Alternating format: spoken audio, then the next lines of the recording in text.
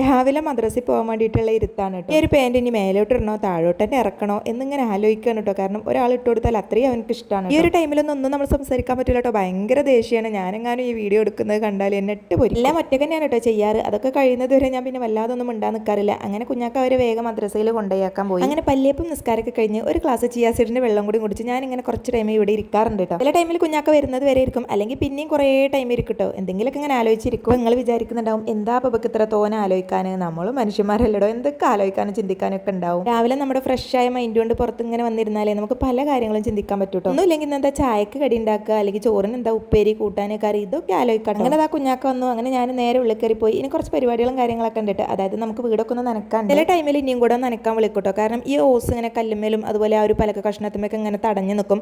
അപ്പോൾ അത് മെല്ലെ എടുത്ത് കൊടുക്കൽ എൻ്റെ ഒരു ചെറിയ ഡ്യൂട്ടിയാണ് കേട്ടോ. അത് കഴിഞ്ഞാൽ പിന്നെ ഞാനങ്ങനെ പോവുകയും ചെയ്യും. പിന്നെ കുഞ്ഞാക്ക അങ്ങനെ ഒറ്റയ്ക്ക് നനക്കും. എനിക്ക് നനക്കുന്നതൊക്കെ ഭയങ്കര ഇഷ്ടമാണ്. പക്ഷെ അതിന് മുകളിൽ കയറാൻ പറ്റൂല കേട്ടോ. കാരണം ഒരു സൈഡിൽ ചെറിയൊരു സ്പേസ് ഉള്ളൂ. അതിലൂടെ വേണം നമുക്ക് ഈ ഒരു സൺഷെയ്ഡിൻ്റെ ആ ഒരു അറ്റത്ത് പോകാൻ. അപ്പോൾ അവിടെ കയറാൻ എനിക്ക് അത്രയ്ക്ക് ധൈര്യമില്ല കേട്ടോ. അപ്പോൾ അതുകൊണ്ടാണ് ഞാൻ കയറി നനക്കാത്തത്. ഏകദേശം ഒരു പകുതിയിലേറൊക്കെ കഴിഞ്ഞ് കഴിഞ്ഞാൽ പിന്നെ എന്നോട് അറിഞ്ഞ് ഈ പെയ്ക്കോ ബാക്കി കാര്യങ്ങളൊക്കെ നോക്കിക്കോ എന്ന് പറയും. അങ്ങനെ പറയുമ്പോൾ പിന്നെ ഞാൻ വേഗം പോരും കേട്ടോ.